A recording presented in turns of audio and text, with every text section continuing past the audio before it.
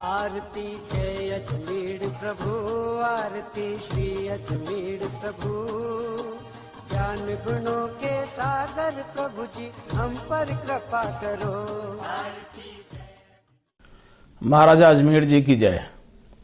मेरे महाराजा अजमेर जी के विषय में पहले YouTube के वीडियो के बाद में अनेक लोगों के कई प्रश्न आए, जिनमें से प्रमुख 2 प्रश्न मैंने लिए हैं, जिनका उत्तर मैं देने का प्रयास करूंगा। पहला प्रश्न ये आया कि जब से 21वीं सदी प्रारंभ हुई है, यानी 2020, इन 20 वर्षों में महाराजा अजमेर जी की प्रति निष्ठा, आस्था बहुत अधिक बढ़ी है। महाराजा अजमेर जी का पूजन, अर्चन, स्तवन, उनकी स्तुति और राष्ट्रव्यापी उनके जयंती के कार्यक्रम मनाना, ये सब कुछ हुआ है। तो इससे प्रश्न किया गया कि समाज को क्या लाभ है और इसकी आवश्यकता क्या है, ऐसा प्रश्न किया गया। तो जितना भी मेरा अध्ययन है, स्वाध्याय है, जितना मेरा बुद्धि बल है, उसके अनुसार मैं उत्तर देने का प्रयास कर रहा हूं। बंधुओं, किसी भी व्यक्ति, समाज, देश, प्रदेश, राष्ट्र, इसको उत्थान के शिखर पर यदि ले जाना है तो उसके कुछ उत्प्रेरक तत्व होते हैं। प्रमुख रूप से 4 उत्प्रेरक तत्व होते हैं। तो पहला उत्प्रेरक तत्व होता है अपूर्वता का ज्ञान, यानी अपूर्वता यानी मौलिकता, जिसको हम आसान भाषा में कहें तो ओरिजिनलिटी। हमारी ओरिजिनलिटी क्या है, हमारी उत्पत्ति कहाँ से हुई, हम कौन हैं, प्रारंभ में हम कौन थे, हमारा आदि की अवस्था क्या है। तो ये ओरिजिनलिटी हमारी, अपूर्वता का ज्ञान। दूसरा उत्प्रेरक तत्व होता है गौरवशाली अतीत का अभिमान। तो ये जो हमारा सुदीर्घ अतीत है, इसमें गौरव करने जैसा और जो हमारे धरोहर है गौरवमयी, उसका अभिमान। तीसरा उत्प्रेरक तत्व होता है वर्तमान की पीड़ा। वर्तमान में मेरे समाज समुदाय की जो भी असंगठित अवस्था है, अनुशासनहीनता है, असहिष्णुता है, जो भी है, उसका मेरे हृदय में उसका दर्द कि ऐसा क्यों है। और चौथा उत्प्रेरक तत्व होता है भविष्य के सुनहरे सपने। ये तीसरे से जुड़ी हुई बात है कि ये जो भविष्य में हम अपने समाज को, अपने समुदाय को, अपने राष्ट्र को और उत्थान के शिखर पर ले जाएंगे। अपने समाज में जो भी असंगठित अवस्था है, अनुशासनहीनता है, मैं तुमको विश्वास दूं, तुम मुझको विश्वास दो, शंकाओं के सागर हम तर जाएंगे और इसी समाज को मिलकर स्वर्ग बनाएंगे। ये 4 उत्प्रेरक तत्व होते हैं, जिनमें 2 की चर्चा मैं आज इस वीडियो में करूंगा। तो पहला जो है अपूर्वता का ज्ञान। बंधुओं, आज 2020 की अजमेर जयंती है। आज से 38,93,122 वर्ष, 6 महीने और 15 दिन पूर्व मानव सृष्टि हुई। ये आंकड़ा कहाँ से आया? ये तो किसी भी सामान्य ब्राह्मण से, पंडित से पूछ लेना, ये युगों की आयु है जिसका जोड़ है। मानव सृष्टि प्रारंभ हुई अमैथुनी सृष्टि, और उसके थोड़े समय बाद मैथुनी सृष्टि प्रारंभ हुई। मैथुनी सृष्टि प्रारंभ हुई तो ऋषि मुनि आए, अवतरित हुए, और ऋषि मुनि अवतरित हुए तो उन्होंने मनुष्यों को वैदिक रीति से, ऋषि मुनि अवतरित हुए तो उनके मन में ईश्वर के द्वारा वेदों का प्रकाश किया गया। ऋषियों के मन में वेदों का प्रकाश हुआ, और वेदों का प्रकाश हुआ तो जैसे ऋग्वेद है, वो अग्नि ऋषि के हृदय में उसका प्रकाश हुआ। यजुर्वेद का वायु ऋषि के हृदय में प्रकाश हुआ। सामवेद का आदित्य ऋषि के हृदय में प्रकाश हुआ, और अथर्ववेद का अंगिरा ऋषि के हृदय में प्रकाश हुआ। और भी बहुत सारे ऋषि थे, तो इन ऋषियों ने वैदिक रीति से मनुष्यों को जीना सिखाया, खेतीबाड़ी सिखाई, गौधन, गाय मनुष्य से पहले और ये हमको प्राप्त हो गया था गौधन, तो पशुपालन सिखाया, नदियों से सिंचाई सिखाई, जल ग्रहण सिखाया, और इसी तरह धरती माता की गोद से खनिज क्रिया के द्वारा स्वर्ण, रजत, तांबा, लोहा, ये जस्ता आदि धातुओं का खनिज क्रिया करना, ये ऋषियों के द्वारा ज्ञान दिया गया, सिखाया गया। तो इसमें जो लोगों का एक जो समूह था, जो सोना और चांदी, कुछ लोग तांबा निकालते थे, कुछ लौह अयस्क निकालते थे, लेकिन सोना निकालना बहुत टेढ़ा था, ये बहुत सूक्ष्म मात्रा में होता था, और इसको फिर निकालकर शोधना, उसको साफ करना, रिफाइन करना। तो जो वर्ग ये सोना निकालने लग गया धरती से, वो प्रारंभ में वो वर्ग, सभी लोग, कोई उस समय कोई वर्ण नहीं था, वो स्वर्णकार कहलाए। और इसलिए ये जो मानव समूह था, इन लोगों ने सोने को शोध करके और उसके छोटे बड़े पिंड बनाए, रवे बनाए, चाहे वो 1 ग्राम का हो या 100 ग्राम का हो, और उसको, क्योंकि चमकीली धातु थी, आकर्षक धातु थी, उसको लोगों ने संभालना शुरू किया। तो तब तक वस्तु विनिमय प्रारंभ हुआ था। मैंने आपको अनाज दिया, आपने मुझे सब्जियां दी, तो इस तरह से वस्तु विनिमय चल रहा था। तो इन्होंने छोटे बड़े पिंड बनाए सोने के, और उन पिंडों से लेना देना प्रारंभ किया, और इस तरह से जो स्वर्ण उत्पादन करता था धरती से, जो स्वर्णकार, हिरण्यकार कहलाया प्रारंभ में, फिर स्वर्णकार कहलाया, उस वर्ग ने जाने अनजाने मुद्रा का आविष्कार किया। सुनारों ने धरती पर पहली बार करेंसी का इन्वेंशन किया। उसके बाद थोड़ा और आगे बढ़े तो इस जो सोने के छोटे मोटे पिंड संभालते थे लोग, उसको सुरक्षित रखने की समस्या आई। तो उस समय ऐसा तिजोरियों और किले जैसे मकान तो थे नहीं, व्यवस्थाएं थी। ऋषि मुनि वैदिक रीति से लोगों को जीना सिखा रहे थे। हम कोई डार्विन के बंदर नहीं है, उसको भूल जाइए। हम तो बहुत सभ्य और सुसंस्कृत तरीके से इस धरती पर अवतरित हुए हैं। तो उसको, सोने को सुरक्षित रखने का विचार आया, तो जो मन में एक विचार आया कि इसको शरीर के साथ सुरक्षित रखा जाए। तो कैसे किया जाए? तो फिर उसके एक छोटा सा गोल रिंग बना दी और हाथ में डाल दिया, एक और छोटी रिंग बना दी, गोला बना दिया, उंगली में डाल दिया, और बड़ी और बना दी, गले में डाल दिया। इस विचार के जन्म लेने से उस समय के हिरण्यकारों यानी स्वर्णकारों के द्वारा ये आभूषण का आविष्कार हुआ। और इसी कारण से तो जब प्रारंभ में ऋषि मुनियों को जो वेदों का ज्ञान उनको प्रकाश हुआ उनके हृदय में, तो ये श्रुत ज्ञान था। एक मुंह से एक कान में जाना और उसको दूसरे को समझाना, ये श्रुत ज्ञान था।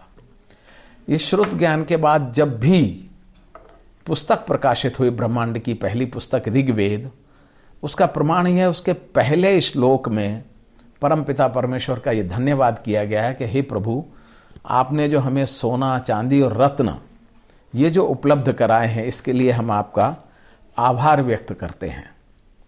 और इसके बाद थोड़ा गाड़ी आगे बढ़ी तो कुछ संख्या बढ़ गई लोगों की, संसार चलने लगा।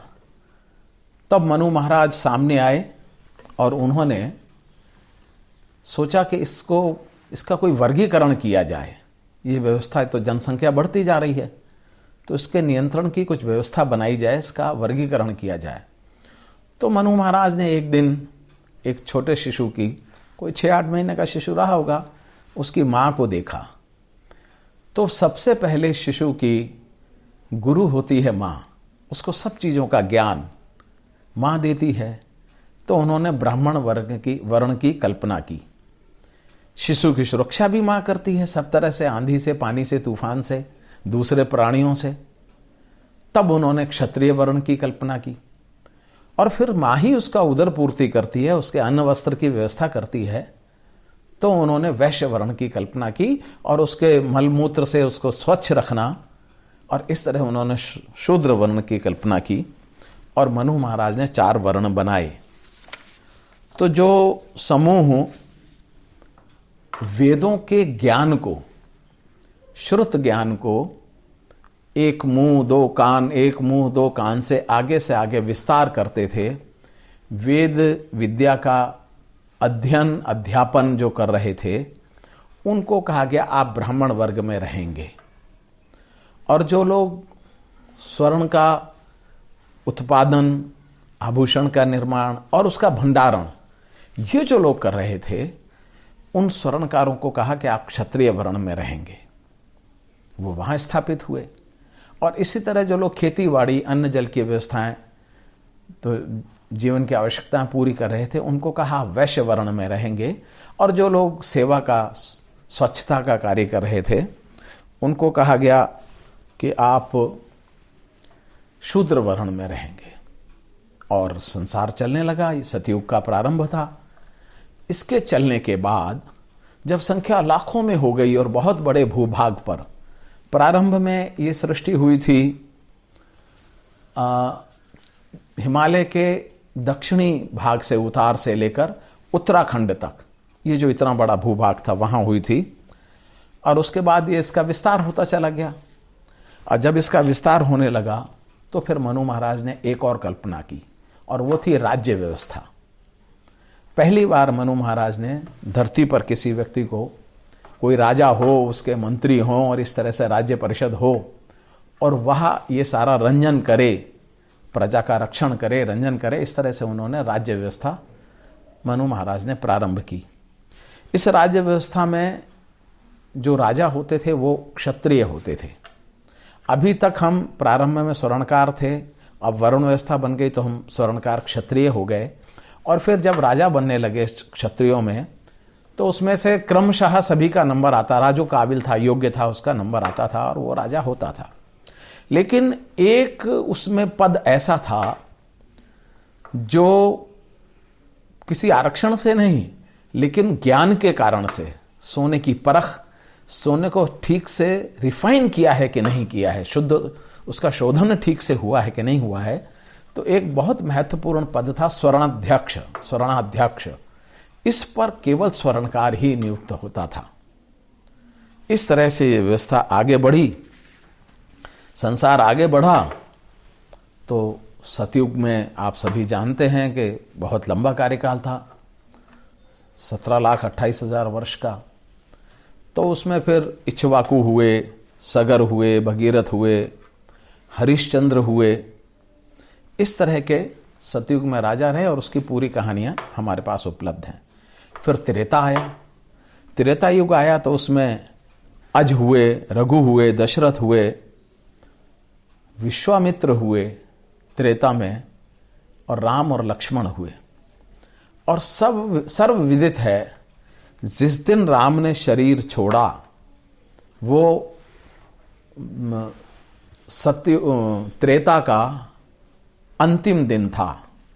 उसके अगले दिन से द्वापर लगा, और द्वापर में दुष्यंत हुए, भरत हुए, भूमन्यु हुए, सुहोत्र हुए, हस्ती हुए। यह द्वापर के प्रारंभिक काल है। विकुंठन हुए, और फिर महाराजा अजमेर अवतरित हुए। ये कोई 8,70,000 वर्ष पुराना ये समय है महाराजा अजमेर जी के अवतरण का।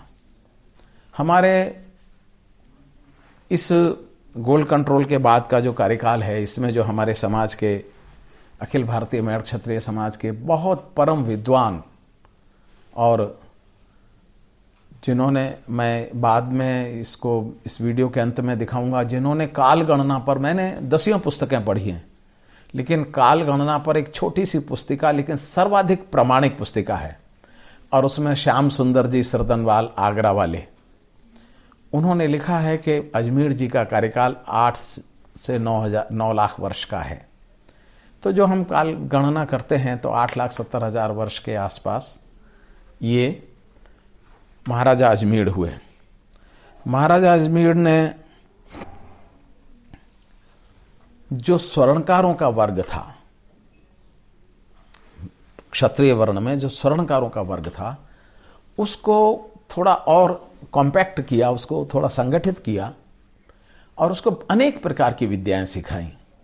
स्वर्ण कला तो हम जानते ही थे, लेकिन उसमें का विकास करवाया और साथ साथ युद्ध कला में इनको पारंगित किया, क्योंकि क्षत्रियों के ही जिम्मे और जनता प्रजा का रंजन यानी राज्य करना और रक्षण, ये क्षत्रियों के ही जिम्मे आया। तो ये अजमेर जी महाराज ने सिखाया। तो इस वजह से हम सब लोग, ये जो क्रम है, पहले स्वर्णकार, फिर वर्ण बने तो क्षत्रिय, फिर राज्य व्यवस्था बनी तो स्वर्णाध्यक्ष राजा, और अजमेर जी का बहुत अभिभूत हुआ समाज तो मैढ़ कहलाने लगा। स्वर्णकार, क्षत्रिय, मैढ़, और फिर उसका समय के अनुसार उसका मैढ़, क्षत्रिय, स्वर्णकार, ये हमारी ओरिजिनलिटी है। ये पूरी कहानी जो है, हम अभी तक कोई कन्वर्टेड कम्युनिटी नहीं है। हम जो शुरू में थे वो आज तक ऐसे के ऐसे हैं। इस पर हमको गर्व करना चाहिए। दूसरा प्रश्न था, क्या हम परशुराम जी भगवान से डरकर और स्वर्णकार बने हैं? तो मैंने तो कहा कि हम तो प्रारंभ से धरती माता की गोद से सोना जिसने निकाला वो स्वर्णकार था। लेकिन ये बड़ा दुर्भाग्यपूर्ण है।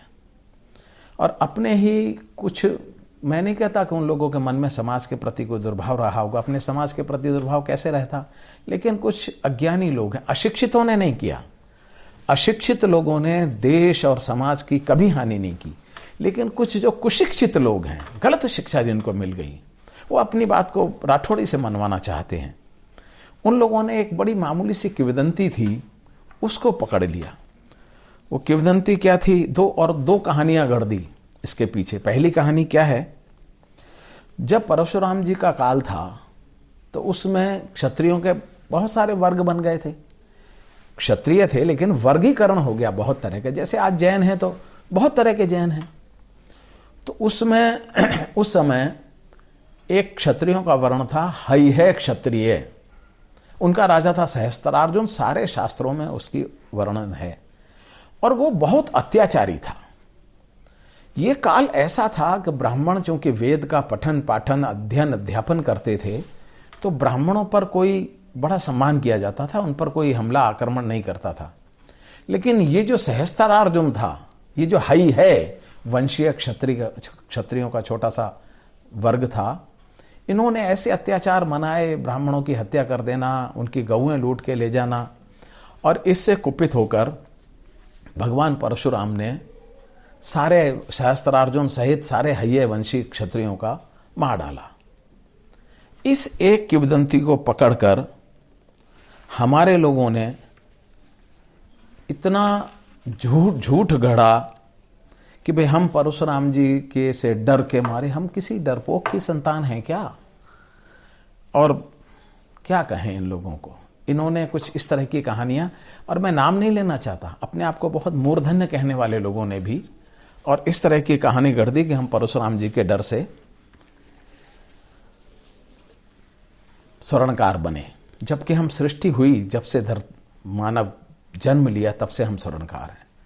अब इससे भी आगे बढ़कर ये कहानी यही नहीं रुकी। ये अपने कायर समाज को कायर बना देने वाली कहानी यहाँ नहीं रुकी। कुछ और बड़े विद्वान लोग पैदा हो गए। उन्होंने कहा नहीं, हम तो थे ही ब्राह्मण, ये नया चीज कहाँ से आ गई? हम डर कर नहीं बने, हम तो ब्राह्मण ही थे।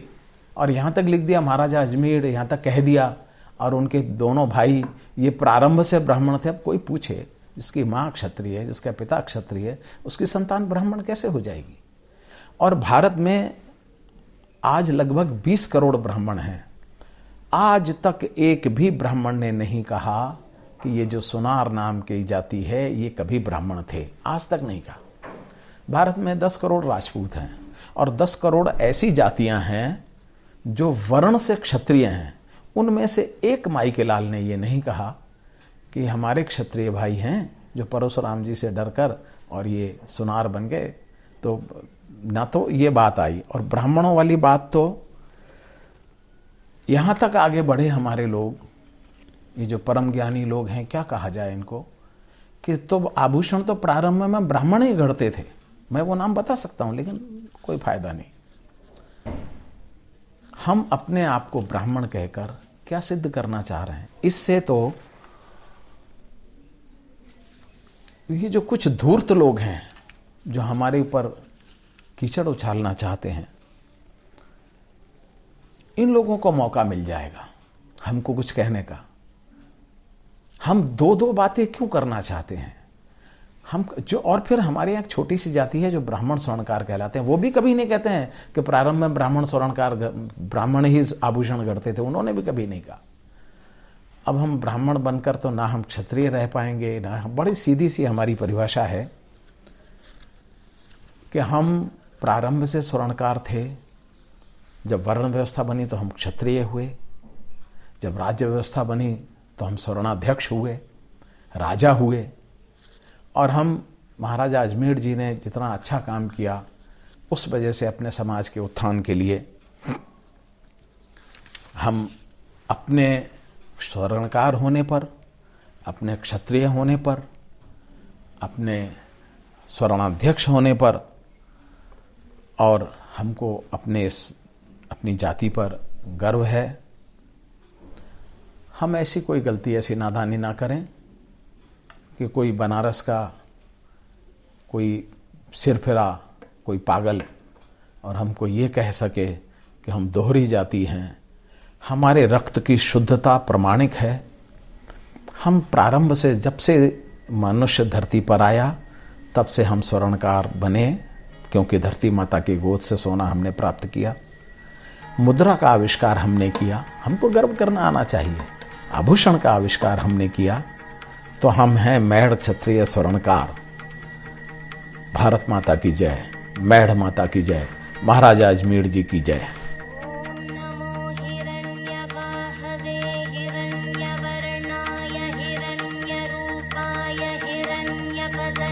अंबिकापतये उमापतये पशुपतये नमो।